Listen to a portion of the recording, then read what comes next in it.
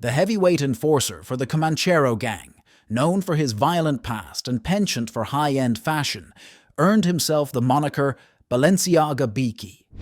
Despite warnings from both friends and law enforcement regarding the bounty on his head, Tarek Zahid remained undeterred. Little is known about his early life, save for his birth in Victoria, Australia in 1980 and his siblings, brothers Omar and Abdul, and sister Asmahan. What's apparent, however, is Tarek's attraction to the criminal underworld, which manifested early on. His brushes with Sydney's law enforcement began in his youth, with convictions for assault and resisting arrest in 1995, followed by an 8-month periodic detention in 2001 for sicking his dog on someone during a road rage incident. The year 2004 saw him incarcerated for 5 years after brutally assaulting a man in a drug-related dispute.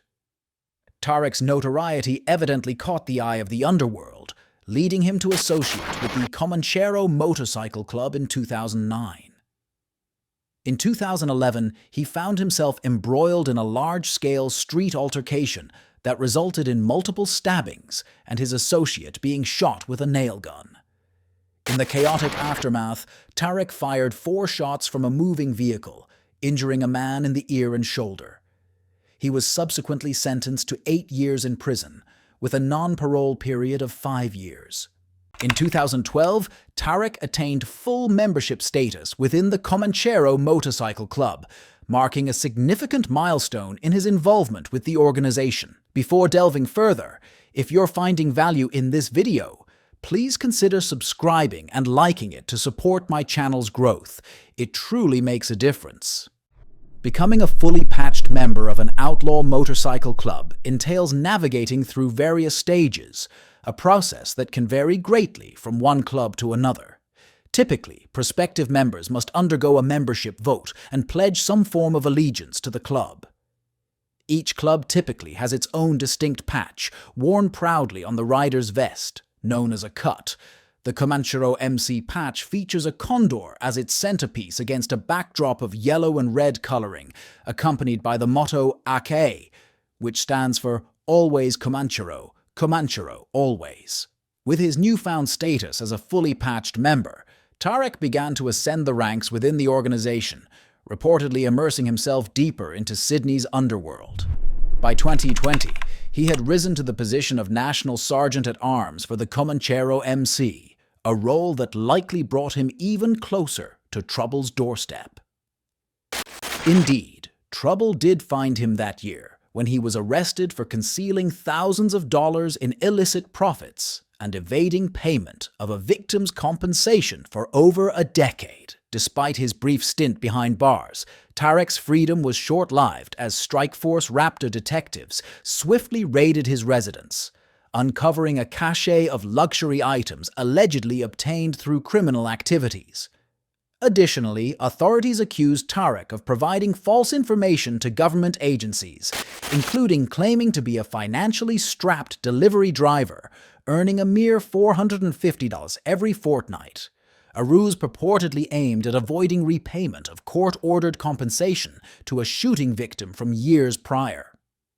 In the Supreme Court, where Tarek sought bail after spending 5 months incarcerated, the detailed allegations against him were brought to light. Police contended that Tarek, among a select few, maintained communication with Comanchero leader Mark Buddle during Buddle's period of exile in Dubai, suggesting a risk of flight overseas if released.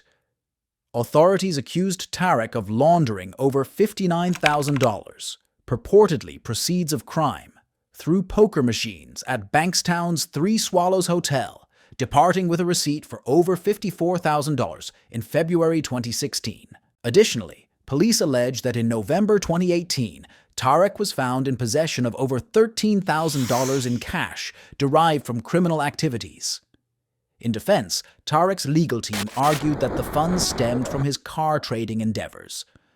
Court documents further revealed allegations that Tarek transferred over $900,000 into bank accounts held by 2 family members, neither of whom faced accusations of wrongdoing during the same time frame. Police asserted that these funds, too, were illicit proceeds. Tarek admitted guilt to making false statements to governmental bodies and was sentenced to 1 year and 4 months in prison for his involvement with proceeds of crime and falsification.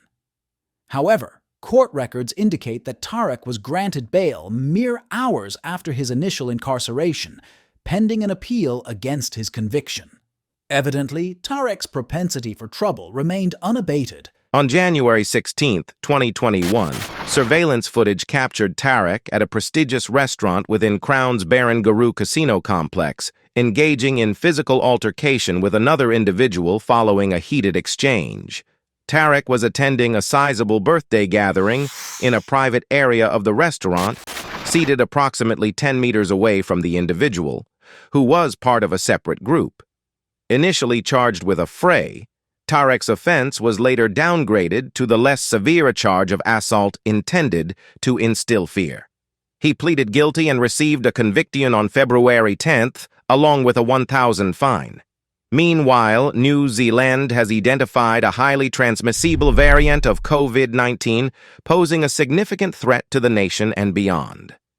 The year 2021 witnessed the global upheaval caused by the COVID-19 pandemic. In August of that year, the Australian Border Force granted numerous travel exemptions on compassionate grounds.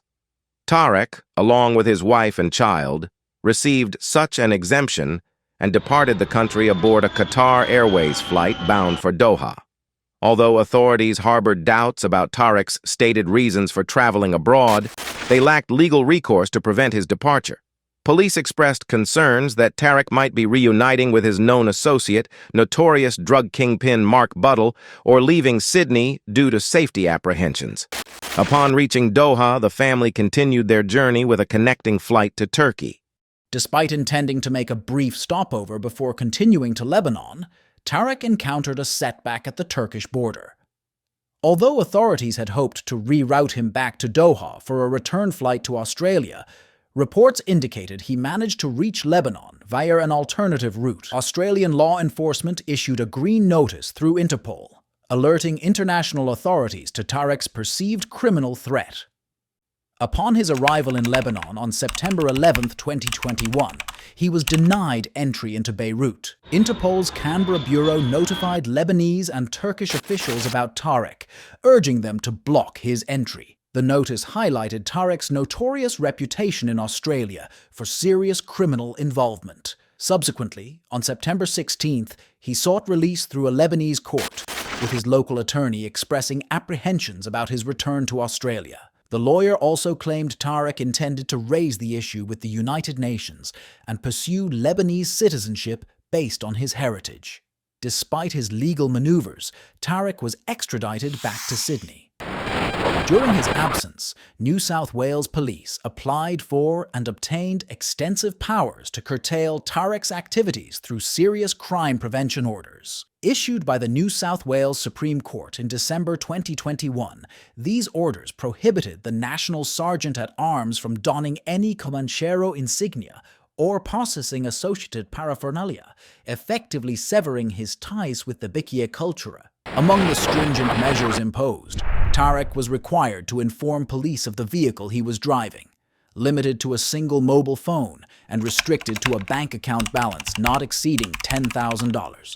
While Tarek held the position of boss within the Sydney chapter of the Comanchero prior to his departure for Lebanon, Alan Meehan assumed leadership upon his absence. However, upon his return to Sydney, Tarek allegedly faced intensified police scrutiny, prompting him to relocate to Melbourne.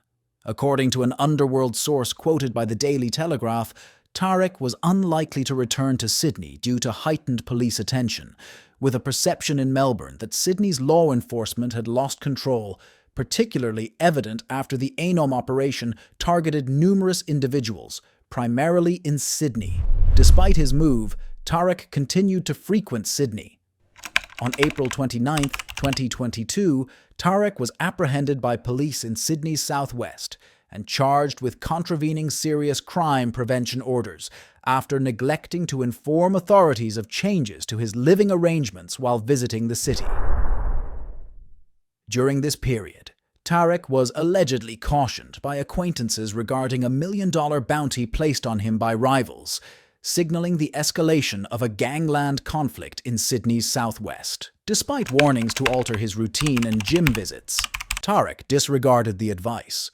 Tragically, on May 10, 2022, while at the Body Fit gym in Auburn, Sydney, accompanied by his brother Omar, the facility came under attack with over 20 gunshots fired into the foyer. Tarek sustained severe injuries, including multiple gunshot wounds to the head and body, resulting in him being placed in an induced coma upon admission to the hospital. Regrettably, Omar succumbed to his injuries at the scene. Subsequent investigations led to the discovery of 2 burnt-out vehicles believed to be linked to the shooting. Authorities concluded that the perpetrators were inexperienced, as evidenced by their failure to eliminate Tarek and their negligent handling of the weapon retrieved from one of the vehicles. Despite enduring a barrage of bullets, Tarek managed to achieve a remarkable recovery, described as nothing short of incredible by medical professionals. Surviving a direct shot through the eyeball, which essentially left him blind due to his pre-existing vision impairment in his left eye, was deemed exceptionally rare. Months after the shooting, Homicide Squad detectives apprehended Adam Ghanem at Sydney Domestic Airport, charging him with concealing a serious indictable offence related to the incident, although he wasn't suspected of being the shooter. Speculation surrounding the motive behind the shooting, targeting Tarek, has been rife, yet nothing has been definitively confirmed. Several months later, Tarek made a public appearance, photographed dining with Comanchero president Alan Meehan and other associates, adorned in designer attire and jewelry. Meehan welcomed Tarek back, hailing him as hard to kill. However, Tarek's freedom was short-lived as he was arrested again on August 28, 2022, in Sydney's eastern suburbs, this time charged in connection with the 2014 gangland murder of Yusuf Asum. During the arrest, officers utilized beanbag rounds to break the car window before apprehending Tarek, allegedly leaving him battered and bruised. Both Tarek and his younger brother Abdul face murder charges over their alleged involvement in the underworld killing. Despite multiple bail applications, Tarek remains in custody as he and his brother maintain their innocence, with their joint trials scheduled for February 2024. Amidst law enforcement's concerted efforts to dismantle organized crime networks in Sydney through large-scale arrests, the question remains: will these actions quell the tide of underworld violence, or will Sydney continue to grapple with its repercussions? Your thoughts on this matter are welcome. Thank you for your attention, and until next time, take care.